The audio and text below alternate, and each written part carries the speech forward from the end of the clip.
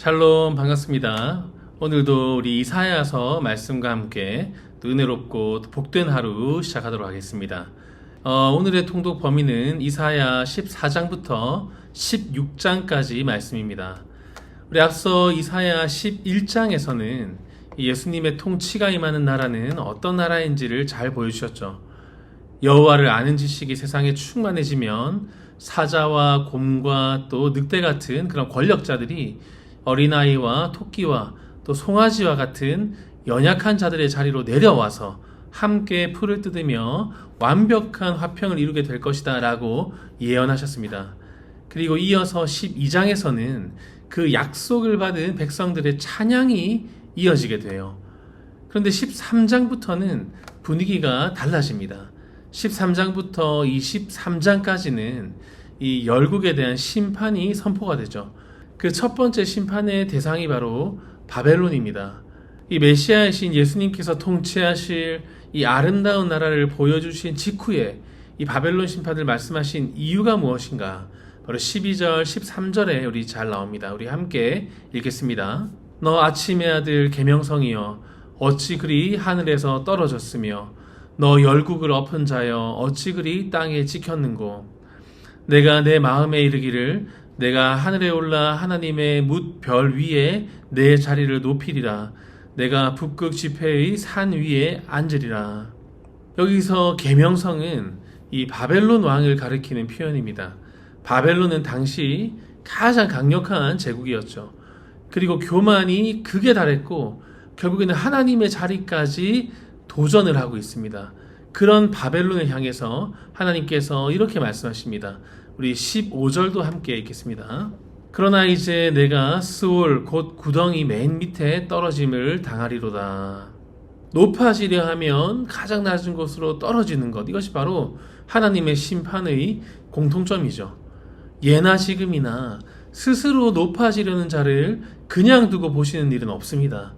교만을 미워하시고 교만한 자를 결코 못 본 척하지 않으시는 그 하나님을 우리가 발견해야 되는 것이죠. 우리 앞서 보았던 13장 11절에도 이렇게 나와 있습니다. 내가 세상의 악과 악인의 죄를 벌하며 교만한 자의 오만을 끊으며 강포한 자의 거만을 낮출 것이며, 이 바벨론은 자기 힘으로 세상을 다스릴 수 있다고 믿었습니다. 자기 능력과 권력으로 세상을 붙들 수 있다고 생각했죠. 하지만 하나님은 그것을 가장 큰 죄라고 하시고 너무 미워하시는 겁니다. 하박국 2장 4절에서도 동일하게 말씀하십니다. 우리 함께 읽겠습니다. 보라, 그의 마음은 교만하며 그 속에서 정직하지 못하나 의인은 그의 믿음으로 말미암아 살리라. 여기서 그라는 것도 바로 바벨론을 뜻합니다. 바벨론은 남의 것을 언제나 빼앗았고 또 물리적인 힘과 권력으로 나라를 세웠고 또 폭력으로 부흥과 번영을 이루어낸 나라죠. 그런 바벨론에게 13장 전체에 걸쳐서 경고하시는 그 하나님의 말씀은 정말 간담이 서늘하기까지 합니다.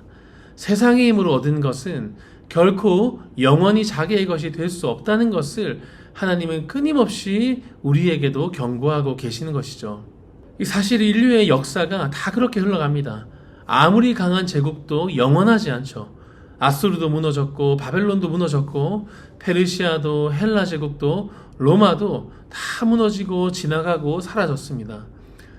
이 세상의 힘은 결코 영원하지 않다라는 것을 또 바벨론을 통해서 이스라엘에게 보여주시는 것이고, 그러니 제발 하나님이 나만 의지하고 나만 바라보고 나와 함께 온전하고 영원한 나라를 만들어가자고 애원하고 계시는 그 하나님을 우리도 발견하기를 소망합니다. 이 사람이 만드는 나라는 결국엔 다 먼지처럼 사라지게 되지만 하나님께서 세우시는 나라는 영원하다는 것, 그 하나님의 나라와 세상 강대국의 차이는 과연 무엇인가? 하박국 2장 14절입니다. 이는 물이 바다를 덮음같이 여호와의 영광을 인정하는 것이 세상에 가득함이니라. 이어서 이사야 11장 9절입니다. 내 거룩한 산 모든 곳에서 해됨도 없고 상함도 없을 것이니 이는 물이 바다를 덮음같이 여호와를 아는 지식이 세상에 충만할 것임이니라. 아멘. 하나님을 인정하고 그 영광 안으로 들어가기를 기뻐하고 또 하나님 알기를 힘쓰고 또 하나님을 아는 지식이 가장 고귀한 지식으로 삼는 나라만이 영원히 변하지 않는 진정으로 강하고 완벽히 안전한 나라이니 이 하나님 나라의 통치 안으로 들어와서 참된 안식을 누려달라. 이것이 오늘날 우리에게도 동일하게 말씀하시는 하나님의 마음인 것이죠. 이 바벨론과 같은 이 지금 세상도 더 높이 올라가야 하고 더 많이 가져야 하고 더 인정받아야 안심할 수 있다고 우리를 속입니다. 하지만 하나님은 이 바벨론의 멸망을 통해서 그것이 참된 승리가 아니고 참된 승리는 하나님 안에 있다고 끊임없이 우리에게 애타게 호소하고 계시는 것이죠. 그리고 이 진리는 신약에서 예수님을 통해 완성이 됩니다. 우리 골로새서 1장 19절과 20절 우리 함께 읽겠습니다. 아버지께서는 모든 충만으로 예수 안에 거하게 하시고 그의 십자가 피로 화평을 이루사 만물 곧 땅에 있는 것들이나 하늘에 있는 것들이 그로 말미암아 자기와 화목하게 되기를 기뻐하심이라. 우리 로마서 15장 7절도 이어서 보겠습니다. 그러므로 그리스도께서 우리를 받아 여호와께 영광을 돌리심과 같이 너희도 서로 받으라. 이 세상은 강력한 힘으로 복종시켜서 평화를 만들려고 합니다. 하지만 예수님은 이 십자가 희생으로 화평을 이루셨죠. 세상은 이 강한 자의 리더십 아래로 어떤 강제적인 평화를 이루려 하지만 이 예수님의 통치 체계는 사자가 기꺼이 풀을 먹음으로 평화를 이루는 개념이 다르고 차원이 다른 완벽히 새로운 나라인 것입니다. 공동체에 소속된 모든 구성원들이 예수님을 알기를 힘쓰고 예수님을 흉내내는 사람들이 많아질 때, 또 예수님께서 나를 받아주셨으니 나도 누군가를 받아줘야 되겠다는 마음을 가진 사람들이 많아질 때, 그 공동체와 그 나라는 어느 나라 어느 민족이든지 상관없이 예수님께서 다스리시는 그런 하나님의 나라가 실현되는 것이죠. 우리도 예수님처럼 내가 속한 곳에서 예수님의 방식으로 승리하시기를 소망합니다. 오늘 이사야 14장은 이 바벨론의 몰락을 이야기하는 것이지만 결국 우리에게 이러한 질문을 합니다.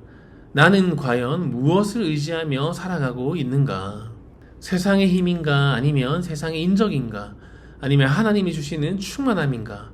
이러한 질문을 오늘 우리에게도 스스로 던져보기를 원합니다.